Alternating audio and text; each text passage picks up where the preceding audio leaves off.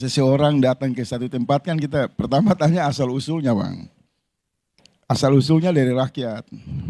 Kalau dia sampai ke kekuasaan dia kembali ke rakyat dengan posisi yang sama, maka sambutannya pasti meriah. Dia konsisten.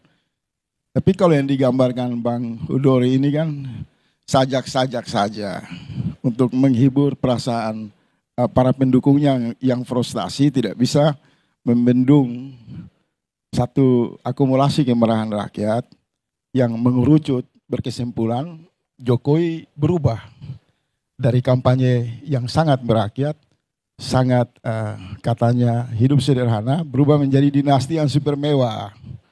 Dinasti yang hari ini segala sesuatu itu disoroti. Bukan hanya Jokowi. Istri Jokowi pakai tas Hermes menimbulkan masalah. Soal Kaisang naik jet misalnya. Banyak orang naik jet pribadi itu biasa. Tapi satu keluarga yang menjual diri, kampanyenya berhari-hari, mempertahankan hidup yang sederhana, berubah jadi orang kaya baru. Itu tentu menimbulkan kecurigaan. Menimbulkan tanda tanya, menimbulkan kemarahan, rakyat merasa dibohongi. Apalagi Kaisang kan sebelum sempat dilaporkan di KPK. Jadi itu semua pandangan Hudori saya pikir, saya mengatakan tidak sama bang. Saya harus mengatakan bahwa ada satu masalah mendasar yang dilupakan oleh kelompok di lingkar kekuasaan Jokowi. Dari zaman Soekarno hingga zaman SBY, belum pernah ada satu presiden pun ketika dia keluar dari kekuasaan, dia menaruh anaknya sebagai wakil presiden. Nah ini hanya terjadi di era Jokowi. Makanya kalau ditanya ketika tanggal 20 Oktober Jokowi kemana, maka sebenarnya secara fisik dia tidak kemana-mana. Dia hanya turun kelas dari bapak ke anak. Masih berputar di lingkaran istana yang sama, masih berada di poros kekuasaan. Maka yang kemana-mana itu fisiknya saja, ke IKN, ke Solo, ke Projo, mungkin juga di belakang layar berusaha kembali ke PDIP. Tapi jiwa, perasaan, naluri, seluruh intuisi kekuasaan Jokowi itu masih ada di pusat kekuasaan dengan satu level turun saja, yaitu wakil presiden. Karena Gibran itu adalah Jokowi dan Jokowi adalah Gibran. Jokowi merubah kelas proletar dengan kampanye hidup sederhana menjadi kelas borjois, dinasti yang paling rakus dalam kekuasaan. Yaitu menempatkan anaknya sebagai wakil presiden. Jadi kepergian Jokowi nanti pada tanggal 20 Oktober menimbulkan satu ledakan atau menimbulkan daya picu politik yang baru pertama terjadi. Di mana presiden meninggalkan sosok anaknya, putranya yang hari ini makin berakumulasi pada kemarahan publik. Maka kita melihat sebelum Jokowi tanggal 20 Oktober keluar dari istana, kemarahan itu sudah mulai muncul di ruang publik. Ada pandangan yang misal membaca mantan Menko Polhukam Pak Mahfud MD di luar dugaan publik hari-hari ini menjelaskan secara terbuka. Pesan-pesannya kuat bahwa tersirat di sana sama dengan sikap rakyat, Gibran ini tidak layak untuk dilantik. Bahkan senggol kan masalah jet pribadi dan kalau itu mungkin ya Pak Jokowi berbesar hati membuka ruang dugaan itu lewat mekanisme hukum, dikonfirmasi soal jet Kaisang. Publik dan Pak Mahfud berkesimpulan bisa-bisa ini tidak dilantik ini. Begitu juga tokoh reformis yang kita bisa jadikan rujukan Pak Amin Rais. Pak Amin Rais itu fokus bahwa Jokowi sekarang sudah jadi bebek lumpuh.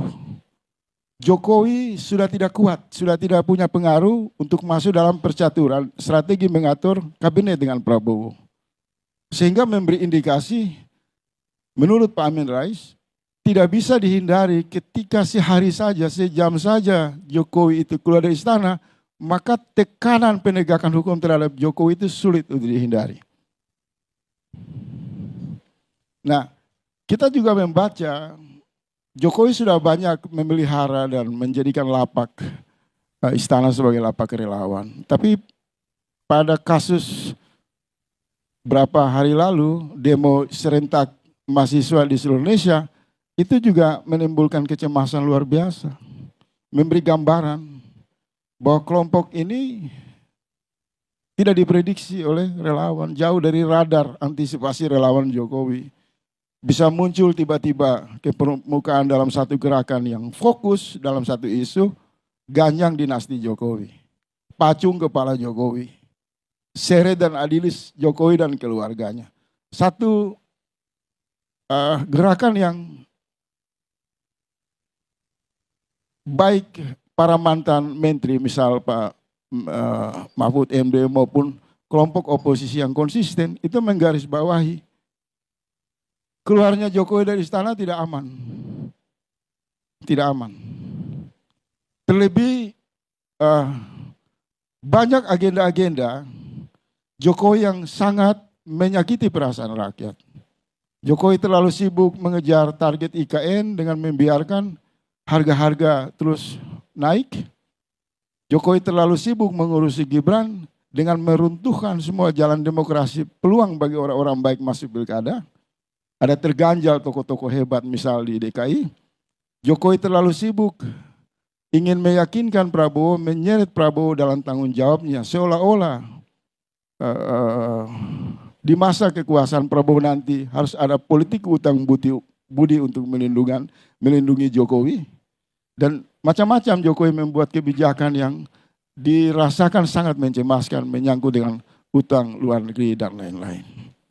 Jadi saya agak berbeda dengan Bang Hudori yang memang harus mengambil posisi membaca berbagai bait indah saja tentang bagaimana jaminan keamanan Jokowi diletakkan pada penglihatan hasil survei.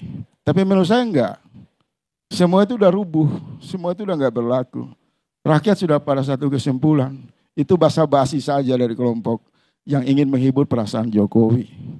Yang ingin menutupi bau ketek, tapi faktanya memang sangat kuat. Tercium bau busuk dari dinasti politik itu susah dihindari. Jadi kita harus melompat lebih jauh kalau saya diizinkan berbicara. Sesudah itu Jokowi kemana? Saya mohon mungkin pertanyaan spesifiknya di sini. Apakah Prabowo akan mengambil posisi sebagai pelayan kepentingan Jokowi? Atau Prabowo berdiri sebagai jenderal satria, jenderal kesatria yang membela kepentingan negara dan rakyat. Hari-hari ini pertanyaannya ke sana. Dan sebagian besar harapan hampir semua keragaman sosial politik dan lain-lain berharap Prabowo tidak lagi masuk ke agenda kedua untuk melindungi Jokowi. Karena Prabowo sudah dipaksa untuk menerima Gibran. Maka ketika nanti Prabowo dilantik, publik berharap Prabowo fokus pada visi untuk kebangkitan nasional, kebangkitan ekonomi, kesejahteraan rakyat dengan tidak memberi ruang istimewa di mana Prabowo sebagai kepala negara, sebagai pemerintah, sebagai penguasa memberikan perlindungan spesifik kepada satu keluarga yang dianggap bermasalah, yaitu Jokowi. Saya secara pribadi setelah mengamati pernyataan misal Prabowo mengatakan, kalau Jokowi dicubit, kami yang merasakan. Kemudian Prabowo juga mengatakan, nanti saya akan mengambil beberapa orang menteri dari Pak Jokowi. Saya bisa berkesimpulan ini basa-basi. Ada kesenjangan hubungan yang tidak kuat. Kalau hubungan Jokowi dengan Prabowo kuat, Prabowo tidak perlu menyampaikan itu ke ruang publik. Cukup Prabowo mengatakan pada demo besar kemarin itu, bahwa saya kecewa dengan mahasiswa yang berdemo menuntut Jokowi diadili. Misal, berarti pernyataan Prabowo untuk berdiri melindungi Jokowi bisa diyakini oleh publik. Tapi kalau sesudah pasca demo besar kemudian ada basa-basi hubungan antara Prabowo dan Jokowi, itu tidak meyakinkan rakyat. Justru sebaliknya rakyat melihat ada tanda-tanda yang kuat, Prabowo tidak akan melindungi Jokowi. Dan kalau Bang Karni kita lihat, ada satu fenomena lagi. Biasanya para calon mantan presiden itu ingin meninggalkan istana. Hari-hari mereka itu akan menyiapkan kardus, menyiapkan tas, menyiapkan angkutan barang, perpisahan-perpisahan dengan sahabat, dengan semua fenomena itu pasti muncul perilaku. Tapi tiba-tiba ada dalam sejarahnya salah satu calon mantan presiden berkantor di IKN. Ini juga menggambarkan kesenjangan, menggambarkan kegelisahan batin seorang Jokowi yang belum mendapatkan kepastian perlindungan dari pemerintahan baru nanti, yaitu dipimpin oleh Pak Prabowo Subianto. Jadi ini tidak soft landing. Bagaimana bisa menjamin kekuasaan Jokowi itu setelah berganti kepada Prabowo dia akan aman? Tidak ada misalnya. Karena kalau kita konfirmasi dengan luapan kemarahan di media sosial, justru makin muncul ancaman. Bukan datang dari oposisi, tapi sebagian besar datang dari para mantan-mantan pendukung Jokowi. Sebagian besar datang dari tokoh-tokoh kritis yang tadinya mendukung Jokowi. Bahkan datang dari jantung kekuasaan Jokowi itu sendiri, yaitu mantan Menko Polhukam Mahfud MD. Yang hari ini terus meyakinkan rakyat bahwa penegakan hukum tidak bisa dihindari kalau kita mau negara ini memiliki pendekatan supremasi hukum. Punya rasa keadilan. Jadi melihat manuver Pak Mahfud MD yang terus-menerus melakukan pencerahan kepada publik sangat terang dan jelas. Isyaratnya adalah rakyat bersatu untuk meminta Prabowo berdiri tegak menegakkan supremasi hukum. Kalau Jokowi selama 10 tahun melumpuhkan konfirmasi rakyat melalui DPR, di mana fungsi DPR menjadi mandul, maka boleh dong melalui jalur pengadilan rakyat meminta konfirmasi, meminta klarifikasi tentang semua kebijakan dan perilaku dinasti Jokowi. Dan kalau saya di pihak pendukung Jokowi, saya mendukung. Bukan membuat kiasan seolah-olah Jokowi aman. Itu justru menjebak. Kalau saya berdiri sebagai Bang Hudori, Projo dan lain-lain, saya memberi saran buat Pak Jokowi. Kalau Bapak tolong ada keinginan rakyat, Bapak masuk ke pengadilan, pengadilan Bapak harus datang. Harus dibuka. Karena satu ruang yang terhormat. Di sana nanti rakyat akan melihat secara utuh. Apakah semua tindakan-tindakan, kebijakan-kebijakan yang bermasalah itu berdiri tunggal dilakukan oleh Jokowi atau ada kekuatan di lingkarannya atau kelompok oligarki di belakangnya. Sehingga hubungan yang persepsi publik mengatakan kerusakan Jokowi dalam kekuasaannya tidak alamat tunggal pada Jokowi, tapi juga Luhut, dugaan keterlibatan Erick Thohir, misal kedekatan Bahlil. Melalui pengadilan itu semua bisa dikonfirmasi. Rakyat akan tanya, Anda memimpin 10 tahun, BUMN kita bangkrut. Pengadilan digelar, Erick Thohir didatangkan juga. Apakah itu ide Jokowi atau ide Erick Thohir? Anda menghancurkan seluruh partai politik dengan pelanggaran undang-undang dan konstitusi. Bahlil juga bisa diseret ke pengadilan. Anda membuat bangsa dan rakyat ini beban utang luar negeri. Pak Luhut dan Sri Mulyani juga bisa dikonfirmasi. Jadi tuntutan rakyat menghendaki adanya penegakan hukum pasca Jokowi turun dari kekuasaan, itu adalah antitesa. Itu adalah solusi terbaik. Itu adalah jawaban dari mahakarya Jokowi sendiri yang menghancurkan sistem keseimbangan dalam trias politika.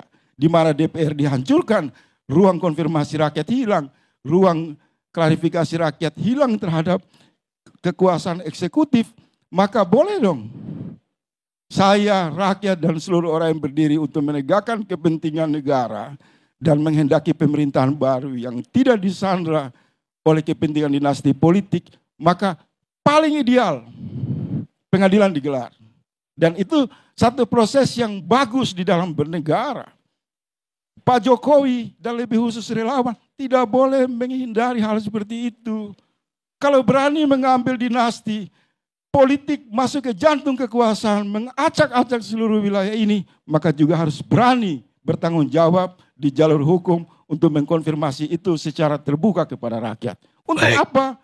Supaya semua yang terjadi selama 10 tahun ini bisa diambil hikmah, bisa diambil pelajaran. Bukan yang ditinggalkan adalah cerita-cerita omong kosong dari sajak-sajak politik para relawan yang menutupi fakta yang sebenarnya. Tidak seperti itu, Abang. Terima kasih.